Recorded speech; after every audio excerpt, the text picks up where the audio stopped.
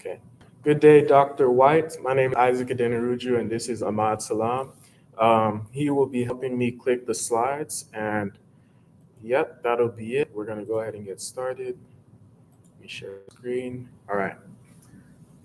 So let me properly introduce myself. My name is Isaac Adeniruju. I am a senior here at Philander Smith University, and today we have my research presentation with PCR, blotting, cell culturing, and NGS.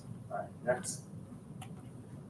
All right, so an overview this is the overview and objective slide. So today we're going to be understanding the common molecular biology lab techniques.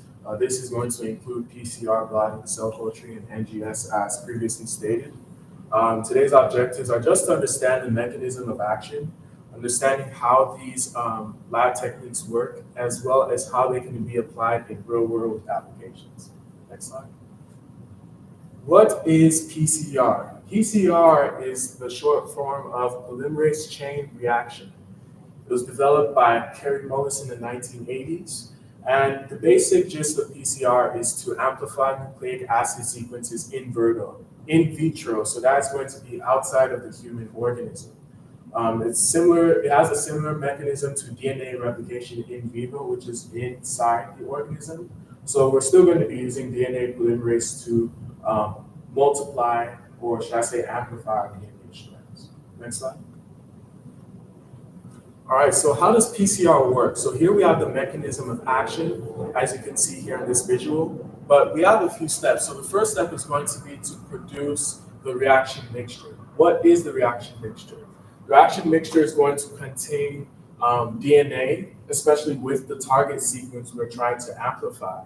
It's also going to contain some nucleotides, which are the basic building blocks for our DNA. We're also going to have some temperature-stable DNA polymerase. These are going to be the enzymes used to amplify our DNA sequences. We're also going to have primers, as DNA polymerase cannot start replicating DNA except it has a primer or somewhere to build off from. We're also going to have magnesium, which is going to be the nucleotide binder in this case. Next, we're going to set our mixture to 94 degrees Celsius to allow for the DNA to fully denature. This is the temperature at which our double-stranded DNA is going to split into two single-stranded DNA strands. Step 3, we're going to have our mixture cool down to a temperature range of around 45 to 55 degrees Celsius. This is going to allow our primers to align. So as you can see here, we're going to have our primers aligned, and these are going to be the starting blocks for which our DNA polymerase can build off from.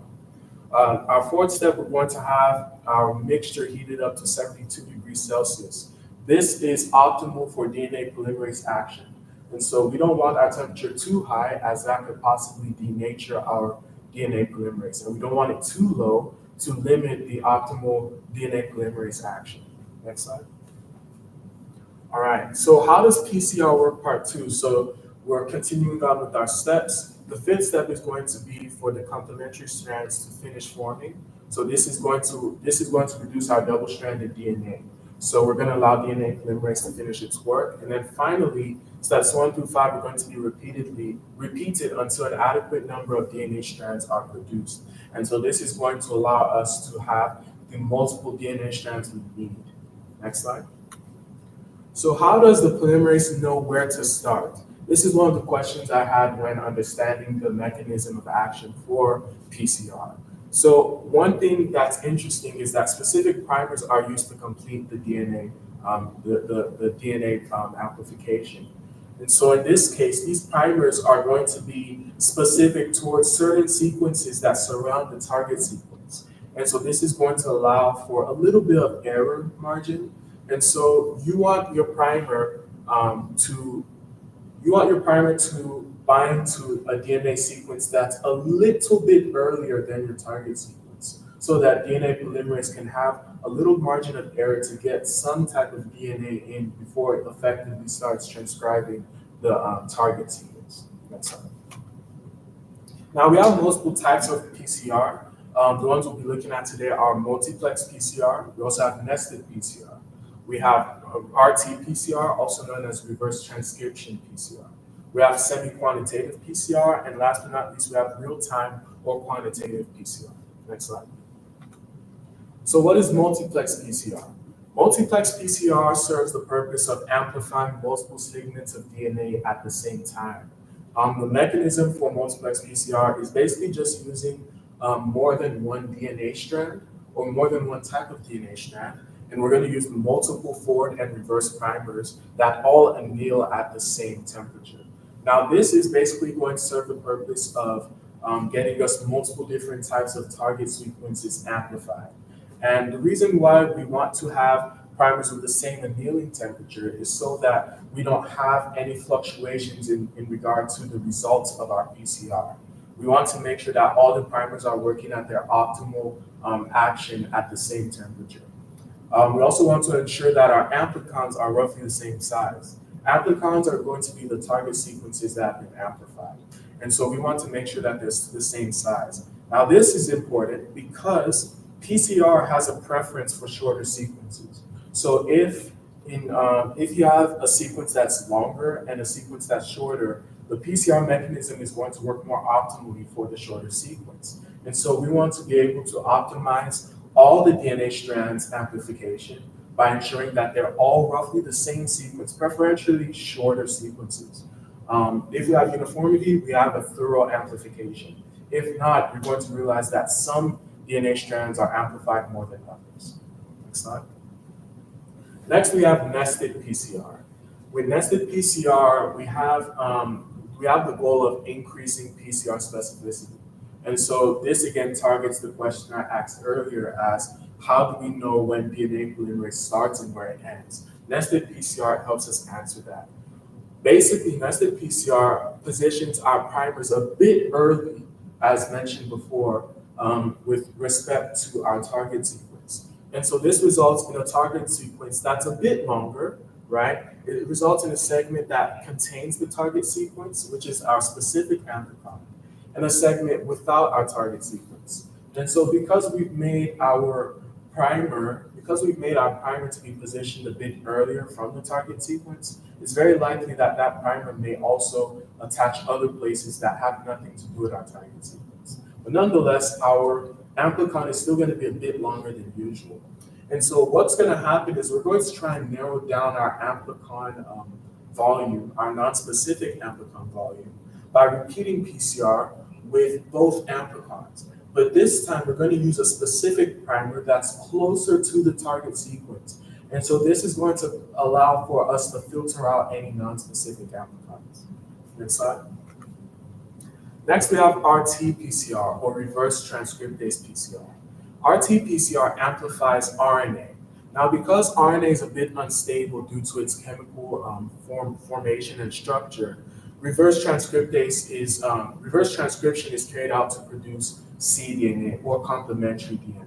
And so this is going to be slightly different from our regular PCR mechanism of action. Here in RT-PCR, our RNA is reverse transcribed, as formerly said, to complementary DNA. The cDNA is then amplified via PCR, and then we're going to use fluorescence detection to understand the quantity of cDNA that we have. Now, the quantity of complementary DNA we have will indirectly tell us how much RNA we have. Now, we're going to need more cycles to hit our threshold. When we have more cycles needed to hit our threshold, that's going to tell us that we had a smaller original amount of RNA. Why is this? Well, remember, we're using fluorescence detection. And so if we have, the way fluorescence detection works is that a specific number of fluorescence molecules are needed to eventually hit a threshold that makes the fluorescence more clear with the background in view. And so we want the fluorescence to be a little louder than our background. And so the more cycles we need to hit that fluorescence threshold, that shows us that we originally had a small amount of RNA. If we need less cycles to hit that threshold, that shows we had a high original RNA amount. Okay? Now this is used to analyze gene expression. So given the fact that we don't know how much RNA was initially present, this shows us that if we had efficient gene expression, meaning we went from DNA to mRNA, right? We're going to have a high original RNA amount. But if we have some genes that are maybe silenced, or some genes that are maybe affected by other factors, right? Poor gene expression in that case would result in an original RNA amount that is pretty low. And so we use these two factors to complement these two factors. And so a higher threshold, a higher cycle number means that we have a small amount of original RNA, which shows that we may have poor gene expression and vice versa. Next slide. All right, now we're going to move on to semi-quantitative PCR. With semi-quantitative PCR, here gene samples are compared to identify which has more of a specific gene sequence. So this is more of a compare and contrast type of initiative. Here in the mechanism, we're going to also use RNA. So we're going to use the reverse transcription method of our RNA samples to produce complementary DNA, right? And in this case, we're going to have some indicators. These indicators are going to attach to the nucleic acids. So here, these indicators help us normalize the comparative amounts of RNA the comparative amounts of nucleic acids that we have. And so when you're comparing two amounts of nucleic acids, be it RNA in this case, right? We don't know how much of each amount we have, but we want to make sure that in the mechanism of amplifying and reverse transcribing our RNA, that no additional amounts of RNA are added. And so we're going to allow a housekeeping gene, which is our indicator, to also be transcribed and amplified alongside our RNA. This is going to allow for there to be an accurate understanding of whether or not there are variations in our numbers. All right. And so this PCR is run using the cDNA and the indicators for normalization.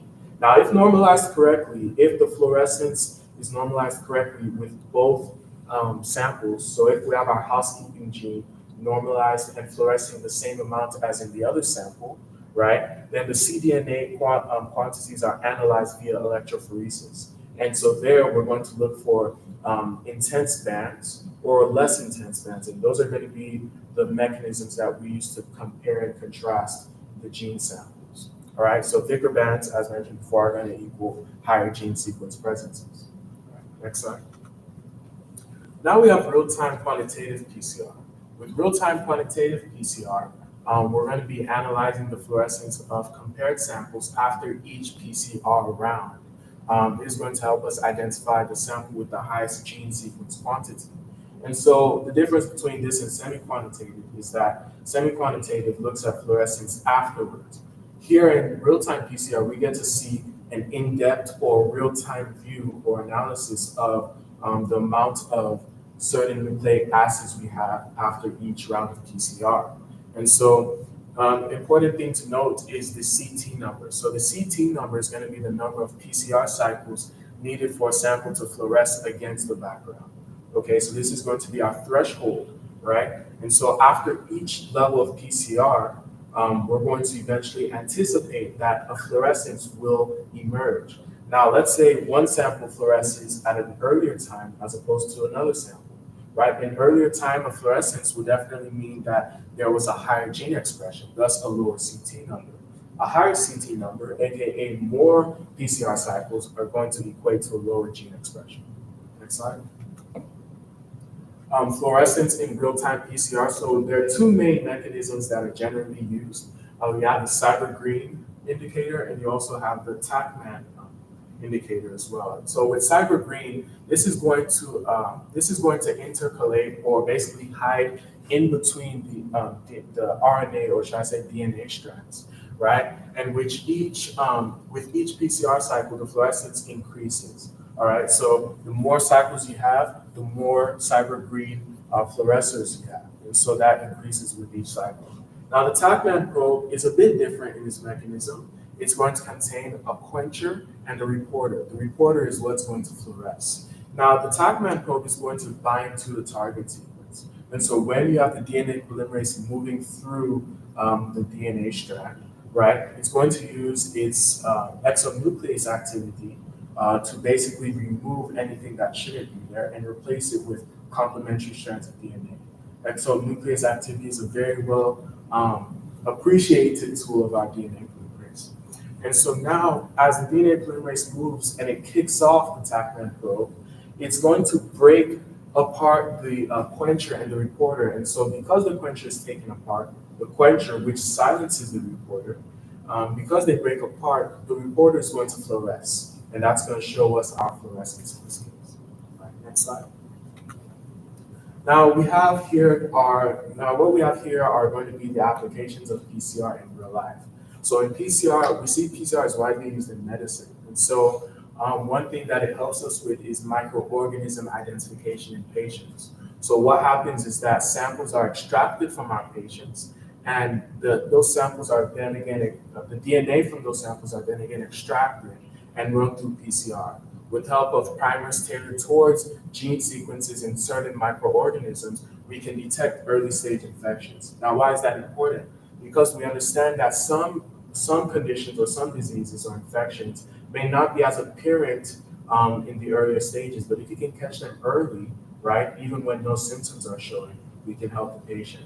And so with PCR, we can amplify these samples and understand that, hey, this infection is just in its earlier stages. We are able to amplify it and realize that it is present.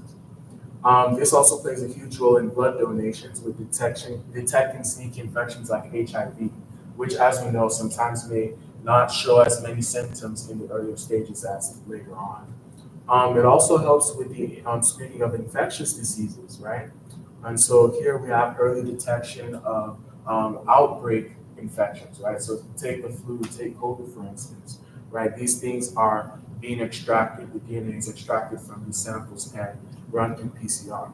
This is also a great use. This also serves a great use in genetic and genetic diseases and conditions. And so one thing we have to realize is that it has proved to be pivotal in pregnancy testing, right? When you have PGD, which is pre-implantation genetic diagnosis, basically you're looking at IVF, right? And so with IVF, that's going to be in vitro fertilization. You're able to produce a lot of embryos, and with those embryos, you can extract DNA and understand which embryos have certain genetic diseases. And with that, parents can choose embryos that they believe is best suited to them. Next slide. Okay, yeah. PCR and forensic science. So PCR and forensic science is another pivotal breakthrough in sciences. It's pivotal in that it helps connect people that have passed with people that are alive today. So this helps with identifying victims and bringing closure to families, right?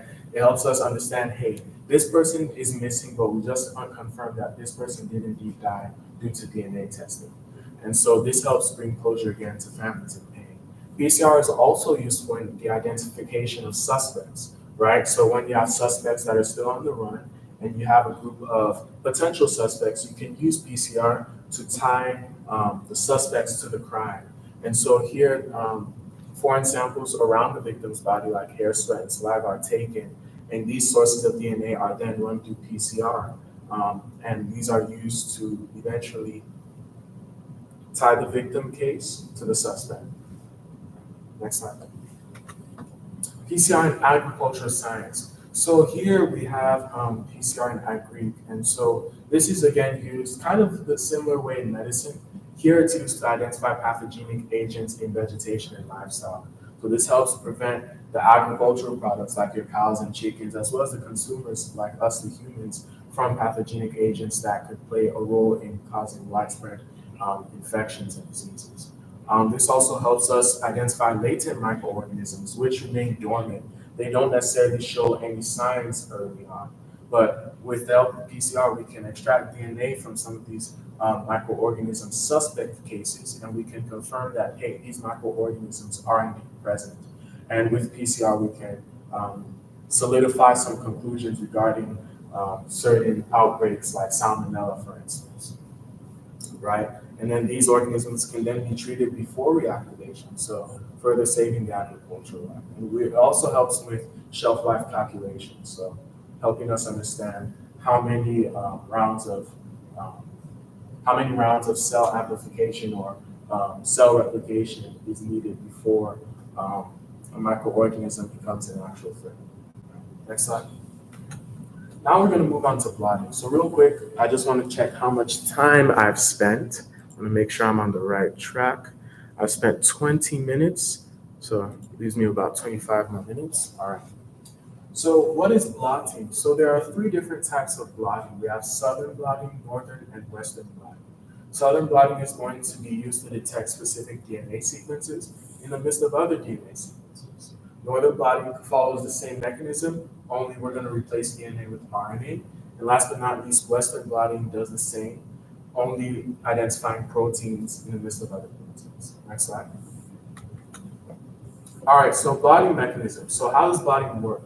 We're going to be looking at southern, northern, and western. So in southern blotting, restriction endonucleases are going to be used to cut the DNA into manageable chunks, right? We're not necessarily we don't need to necessarily know about the whole genome, but just a specific part. And so these cuts are made at specific nucleotide sequences. All right, samples are then separated by size via gel electrophoresis, which we'll go into detail a bit further. During gel electrophoresis, it's important to know that any mutations present will cause restriction fragment length polymorphisms. Now, this is brought about because with certain mutations, right, you have single length polymorphisms, right? In these cases, you're going to have more nucleotide sequences that look like cleavage sites for your endonucleases. And so that's why you may end up with more or less of a specific gene set. Next. All right, with northern blotting, no restriction endonucleases are going to be used. But in this case, RNA being naturally shorter doesn't need to be shortened any further. Before electrophoresis, however, it is important to know that the RNA samples will be denatured with an alkaline solution. This is going to be used to dissolve any irregularities like hairpin loops and etc. that could pose a threat to effective gel electrophoresis for RNA. With Western blot, and then afterwards, of course, RNA samples are then going to be separated via gel electrophoresis. Western blotting, again here, denaturation is going to be used to unfold proteins. So we know proteins come in primary, secondary, tertiary, and quaternary structures, right? Well, we want to get the protein into their primary structures. And so sodium disulfate is used to eventually bring our protein structures to their primary state, which can be used to allow them to flow effectively through gel electrophoresis. SDS also plays an important role of coating the protein with a negative charge, which will be effective for electrophoresis. And we'll see how that works later on. Other agents, of course, can be used to dissolve disulfide bonds. Next slide. So going into gel electrophoresis, right, nucleic acids or proteins are placed in the agarose wells, which would be right here near the cathode. Near the cathode. And so nucleic acids having the negative charge on their phosphate backbones are going to move towards the anode, right? Because negative charges, negative and negative, they repel, negative and positive attract. And so this is why SDS detergent was important for proteins, because proteins in their isoelectric point would not move, right? If a negative charge hits it, it's not going to move. However, if it is a negative charge, it's going to be moved by the negative charge sent through the cathode. And so after all that is said and done, you're going to have your smaller proteins and nucleic acids move further in the gel as opposed, to the bigger fragments. And so this is going to be the separation technique used to separate the different RNA, DNA, and protein sequences. Next slide. Step 2, we're going to have to transfer. This is going to be through the transfer of the electrophoresis results. So here, the gel is covered in a nitrocellulose medium or any other medium that can be used to transfer our DNA, RNA, proteins, and that's saved for later analysis. It's important to note that with southern blotting, you do have to go through an extra step here. The agarose gel is going to be treated with a denaturant, like sodium hydroxide, to separate the double-stranded DNA into single-stranded DNA. So this is just going to help with probe placement later on in the other steps we will take a look at. Next slide. Step three, we're going to have the binding of the probe. So this is going to give us our visual results. So as far as we're concerned, from the separation step, everything has been separated, but we want to get a better look at our results. And so that's what the probe is going to help us do. So the medium, being nitrocellulose, is going to be immersed inside a probe containing solution. And so for our second step, you're going to see with southern and northern blotting that the probe used is going to be a radioactive DNA strand that's complementary to the single-stranded DNA or RNA. For Western blotting, it's going to be a bit different. The probe used is going to be a radioactive antibody that identifies amino acid sequences. Buffer solutions are again used in this case, just to allow for proper binding of our probe to our molecules that we're looking at. Next slide. Next, we're going to look at the blotting mechanism, step 4, which is detection. And so this is where we get the visible results. So excess probe fluid is going to be rinsed off and the medium is going to be dried. The nitrocellulose sheet is then going to be covered with an X-ray film that is going to be audio radiographed. And so the radioactive probes that we mentioned earlier are going to produce a silver marking on the X-ray film that we can then visualize. So of course, wherever you see high intensity, that's going to equate to high concentrations of the target sequence or molecules that we're looking at. Next slide. Applications of southern blotting. So southern blotting is going to be used it's going to be used in the identification of certain diseases or conditions. Right? So first you're going to look at the chromosome that you suspect to be affiliated with a certain condition through specific types of techniques like linkage analysis. We can therefore kind of verify the specific gene within the chromosome that's being looked at. After that gene is isolated, it is then run through southern blotting. And then steps 1 through 3 are repeated for multiple patients to establish a type of correlation between a DNA sequence and a certain condition. So that's where we start to see all these genetic disorders and we start to understand where in the gene the problem arose from, right? And so scientists can then use that gene, track its transcription and translation into a protein and develop medical treatments that target the protein if any gene treatments are available. Next slide. It's important to know with southern blotting that it's been effective in helping us identify hepatitis B as well as hepatocellular carcinoma. Southern blotting accuracy does depend on how close the probe can get to the target sequence. So we understand that the probe doesn't directly hit the target sequence, but it gets close to the nucleotide sequences that are neighboring the target sequence.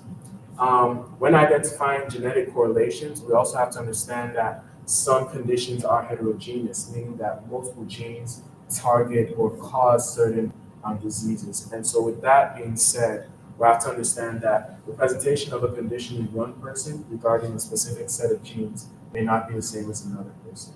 And so southern blotting is often partnered with pedigree analysis to produce effective results of diagnosis. Next slide. The application of northern blotting. So this is used to identify mRNA levels across different cell types. And so this is important in understanding how genes are transcribed in different cellular environments. So mRNA can be taken from different cell types, and we can basically understand which environments are more optimal for gene transcription. This also helps us to test for mRNA stability. And so basically what's going to happen is that mRNA is going to be collected at different time points, and those different mRNA samples are going to be run through blotting, and we're going to also be able to see through analysis of our nitrocellulose sheet how long mRNA strands last. And so the high intensity is going to show us that these mRNA strands lasted longer, while shorter intensity may show us that, okay, mRNA at this specific time point is more likely to be degraded. Application of Western blotting. So this is going to be used in the detection of foreign antigens in the body. So anything suspected from any suspected antigen from the body is going to be removed and ran through Western blotting. Antibodies within the specific library of diseases and conditions are used to help us understand, okay, is this hepatitis B, or is this diabetes, or what is this? Those are just some vague examples. And so the antibodies that we have present for certain diseases will attach to those antigen DNA or proteins, sorry. And those are going to be used to help us make a specific diagnosis. This is often used in diagnostic oncology as well. And another interesting fact that I learned about Western blotting and its application in real life is that it's often used for snake antivenom. And so we all know that horses are used for snake antivenom, but I never knew this was the direct mechanism behind it. So snake venom is directed to the horse. The snake venom proteins are also run through Western blotting. And once the horse antibodies start attacking the horse the snake venom antigens, right? Those antibodies were removed from the horse, and they were placed within the Western blotting mechanism as a probe. And luckily for us, we understood that horse antibodies served as an effective probe for the snake venom protein. So I believe that's where we started getting the anti-venom direction for snake bites. All right, cell culture. Before we move on, just want to make sure I'm still on time. We're right at 30 minutes. Okay, we're doing good with time. Okay. All right, so with cell culturing, what is cell culturing? We all know of the famous Petri dish, know of how cells are cultured. And so with cell culturing, we're basically growing plant or animal cells in vitro. So as mentioned before, this is outside the cellular organism. Step one is going to be to extract the cells either from a cell line, cell string, or animal / plant / living organism. A cell line is going to be, these are going to be cells gathered from a primary cell culture. So these are animal or plant cells that have been cultured in vitro. A cell strain is going to be the positively selected subpopulation of cells. So these are cells that were specifically taken because they had a specific trait. If you look at extraction of cells from animals or plants, these are examples of your primary cell cultures, which we'll go more into detail further in the presentation. So one thing you want to do when you're doing this is you're going to want to disaggregate your cell samples. So more than likely, a tissue sample was taken from your living organism, and you want to divide it into individual cells as best as possible. And so this is going to be done either mechanically by physically cutting the tissue until you get certain cells, or enzymatically with the use of enzymes to dissolve the extracellular matrix. And this is often more safer and efficient than mechanical, given that you do less harm to the cell than as opposed to cutting the cell in situ. Step two is going to be, of course, to allow the cells to grow. But with step three, we just want to note that there's some things we also have to consider, the conditions, of course. And so you want to understand that cell nutrition is a must. You must understand what your cells need to thrive. You also have, so those are your macromolecules, vitamins, nutrients. Excuse me. Cell waste is also something to consider as well, as it can prove to be something that affects cell viability. So you want to make sure cell waste is adequately taken care of. Gases and other environmental factors like temperature also do affect cell viability.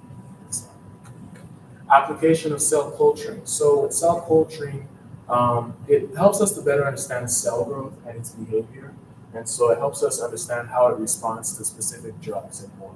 And so this is very helpful for us because it helps us understand the cell response to environmental and medical factors. So do these specific antigens or bacterial compounds react to a certain drug that's been produced, right? It also, as I said, helps in drug development, especially when it comes to antibiotic resistance, right? So that's where we're able to see that cells can develop a resistance for antibiotics. So, next slide. Cell culturing materials. So it typically differs with the type of cell culture you're using, but generally you have your general materials that you use, such as a petri dish, right? Pipettes for transferring your cells, fridge or freezer for storing and retaining your cells. You also have autoclave, which is definitely going to be a vital role in terms of disinfecting your work area and much more. Next slide.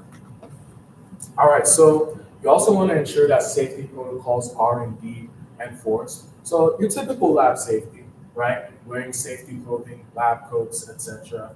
No eating and drinking, of course, right? Clean labeling of cultures. This is a huge one. You don't want to mix up your cultures and mess up certain experiments. You also want to properly dispose of waste, right? So as I mentioned before, using an autoclave, you cannot just throw bacteria in the trash can and expect it to disappear. You have to use an autoclave. Step five or number five, you also want there to be minimal aerosol concentrations. This is going to be for the benefit of your culture and for yourself, right? So you don't want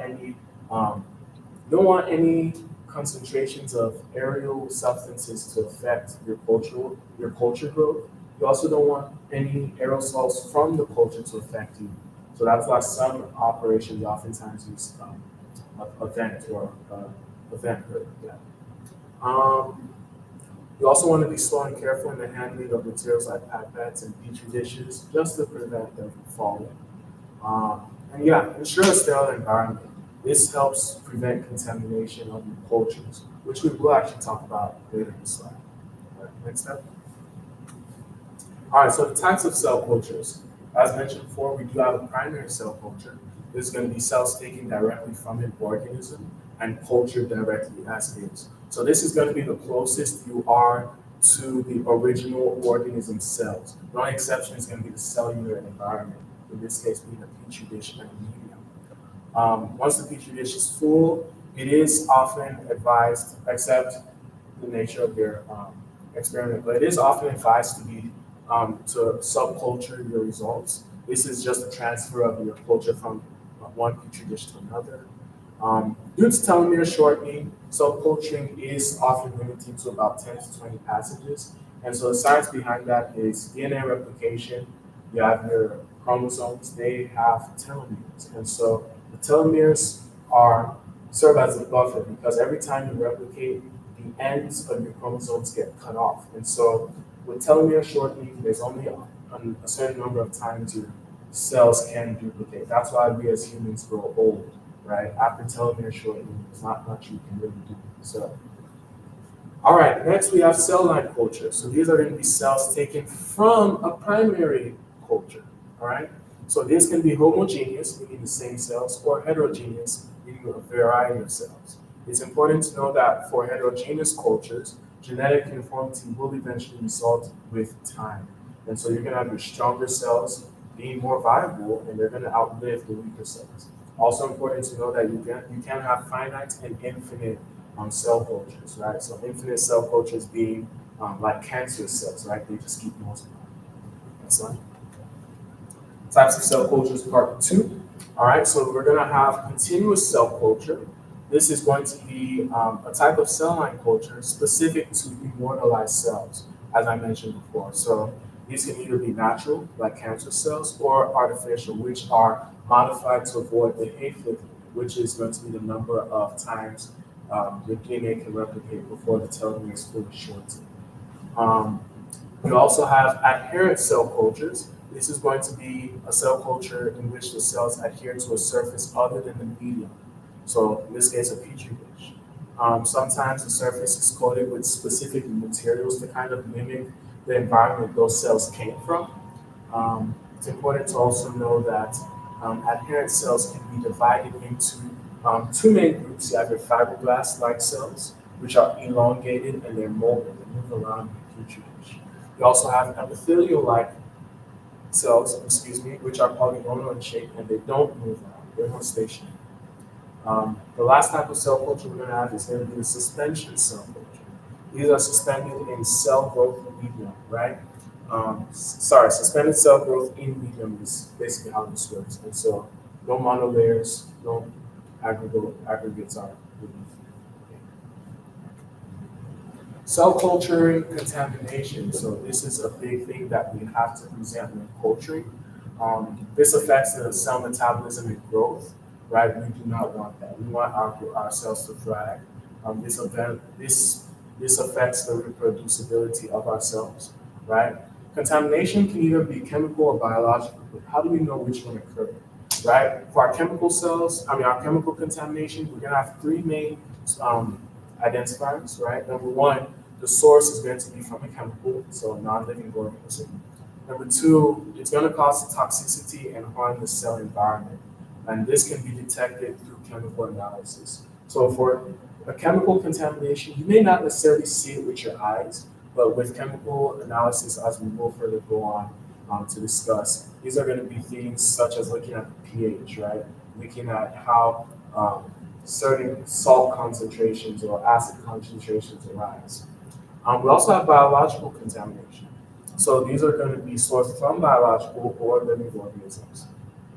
This is going to cause contamination and proliferation. So you're often going to see changes in media clarity or cloudiness. So this is going to be due to your biological contaminants proliferating themselves.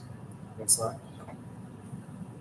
All right, the types of biological cell contamination. There are four main types. You have bacteria, which is visibly detectable. It's often the fastest growing, and so you can see it often as soon as it happens. Well, not as soon as it happens, but once it hits a logarithmic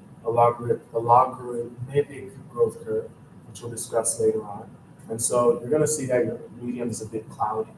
Acidification of the medium. So sometimes your bacteria can either be anaerobic or aerobic, depending on if your bacteria is anaerobic or aerobic. You can either have fermentation as a means of metabolism, further producing lactic acid, as a byproduct, or you can have carbonic acid being a byproduct of aerobic respiration of your bacteria, which produces CO2 that can form carbonic acid when dissolved in the medium. Fungi.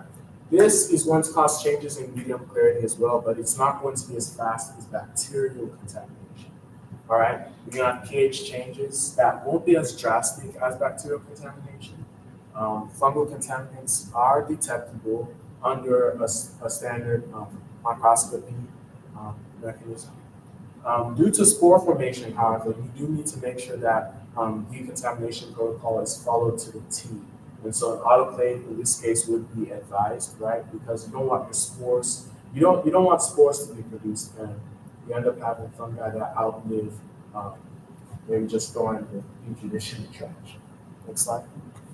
The other two contaminants are going to be your viruses and microplasma. Viruses are rare but extremely dangerous because they can't be as easily detected as all other three forms of biological contaminants. And so this poses a risk to your lab workers, right? It also does affect the cell growth, but hey, if there are no lab workers, who's going to watch the cell culture? And so detection via electron microscopy, ELISA, and PCR must be frequent.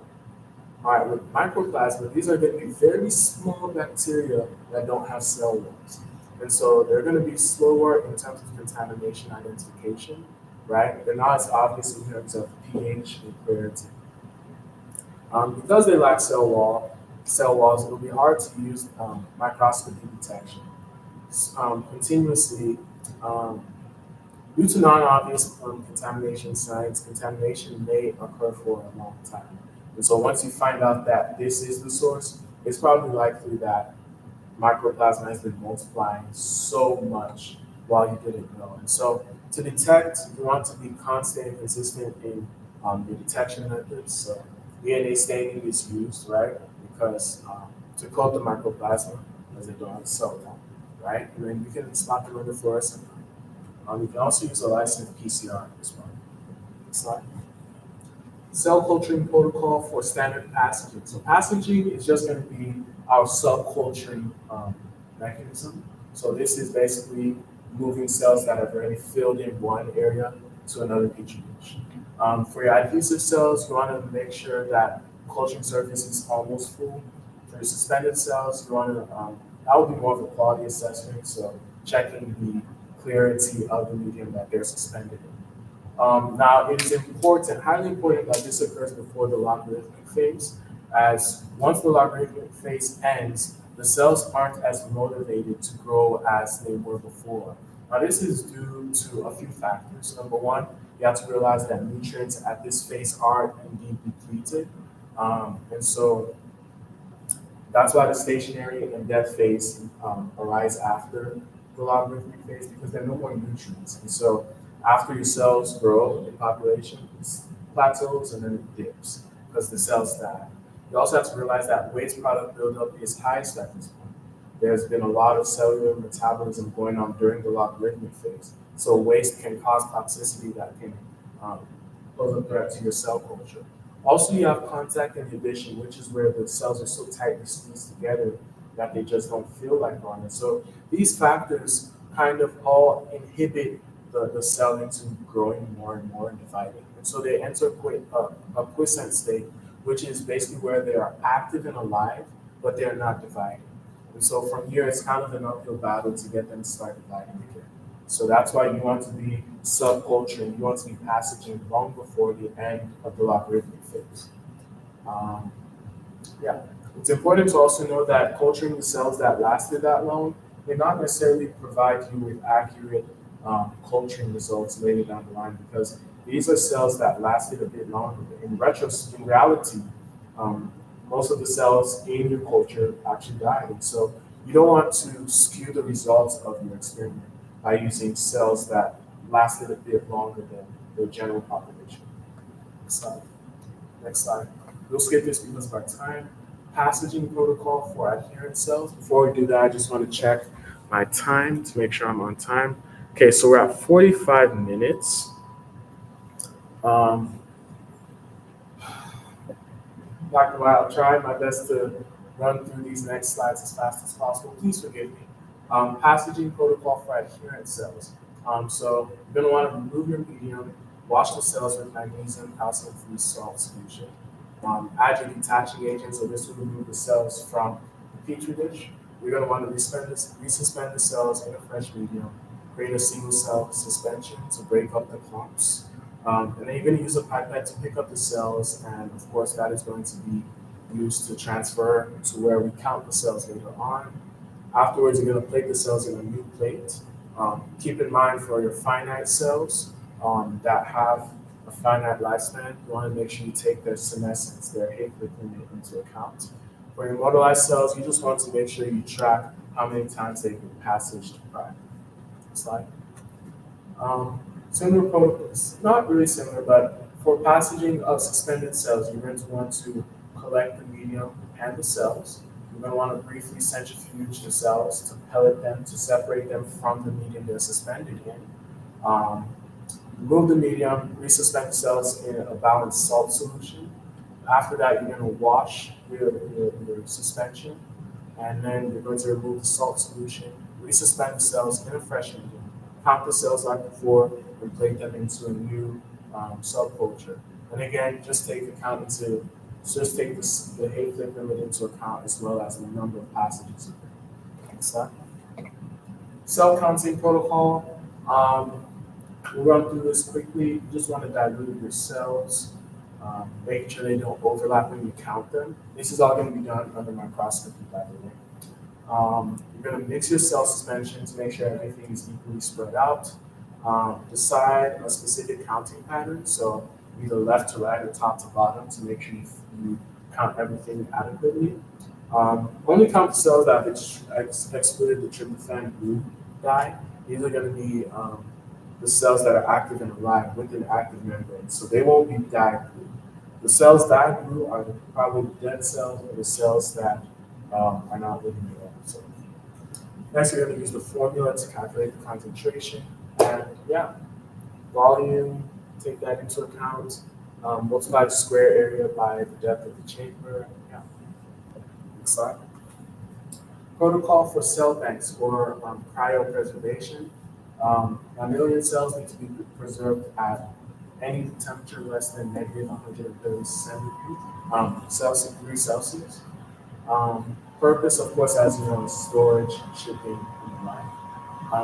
Protocol for that is going to be to collect the cells again toward the end of the logarithmic phase, or actually, sorry, that should be before the logarithmic phase. You're going to passage the cells. For adherent cells, just make sure you detach the cells from the medium. Suspension cells, you want to make sure you run through the centrifuge method. Count the cells using the um, knob or chamber, as we just looked at previously. After that, we suspend the cells in the freezing medium. Um, Place the cells in the cryovials at a specific concentration. Freeze the cryovials at -80 degrees Celsius at a rate of -1 degree Celsius per minute. Then afterwards, 3 days, you can transfer to liquid nitrogen, which is way colder. That's protocol for thawing your cells, right? So if you freeze them, you have to warm them back up. You can want to use them. So you're going to prepare a pre-warmed cell medium using like liquid nitrogen to transfer those cells. You're going to do that. Thaw the cells rapidly at around 37 degrees Celsius. So water bath is definitely used in this case. Optionally, you can also use a centrifuge to remove any cryoprotectant that was used during the cryopreservation stage. Next slide. All right, cell transfection. This is going to be the delivery of nucleic acids into cultured cells. So you can use cationic lipids, right? These are going to be able to be endonucleased into the cell. You can also use electroporation, use of electric fields to make the cell membrane a bit more porous. And you can also realize that because DNA transfection and integration isn't really common between this eukaryotic cells like that, you want to make sure that you look for cells that um, are stable and do often exercise DNA integration. Next slide. All right, lastly, we'll look at next generation sequencing. Again, I'm sorry, Dr. White, for going over the timing. I'll do my best to finish up now. Next generation sequencing is a way of mapping genomes. That's the basis of it. Here's some background behind how we got our reference gene. Next slide. The steps, you have DNA/RNA extraction. Step 2, you're going to prepare your library. So DNA, RNA, you're going to want to purify to make sure there's no impurities in it. You're going to fragment your DNA. This is to put them into segments, right? So in case you're not wanting to compare the entire DNA to the entire reference human genome. Adaptive ligation is going to be to sandwich your gene sequences with DNA or RNA sequences, basically to allow for the primers to have a place to grow.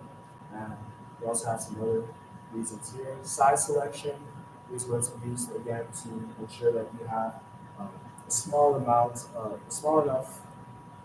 or should I say, an adequately sized nucleic acid to use. Amplification, CR is often used to amplify the genes, so to ensure that you have more than enough. Next slide.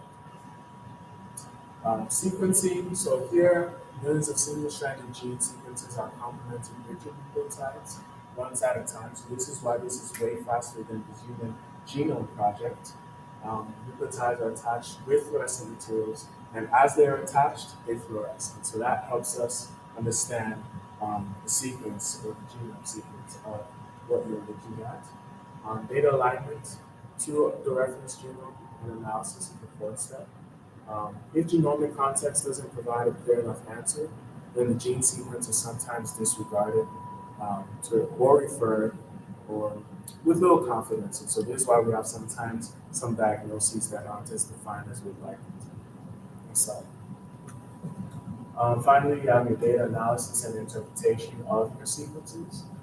Applications is the main gist right here. In microbiology, this is used to uncover, basically uncovering the genome helps us understand how certain pathogens work. And so helps us understand how strong they are, how weak they are in certain regards.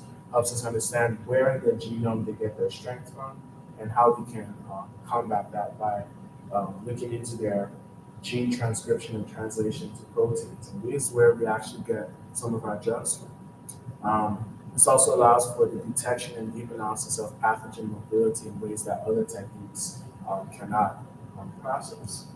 We also have oncology applications. So here, cancer is directly correlated to genomic mutations. So using next generation sequencing, we can identify what mutations cause certain cancers. So we can look at the genome, understand that, okay, an A was replaced with a G, and so that's what causes certain cancer. NGS can also be used to create a reference for genomes for various cancers. And so we all know that cancer is different in each person. Sometimes generic attempts to treat those cancers work, sometimes it doesn't. And so let's take a certain cancer, for example, like lymphoma, and we see that, okay, this is the generic genome for lymphoma, but in this certain person, they have the generic outprint as well, but one of the nucleotides is replaced. And so we can then see that, okay, this is how we're going to tailor treatment to that lymphoma patient. Next slide. And here are my resources. Thank you, sir. And once again, I'm sorry for going over the time limit.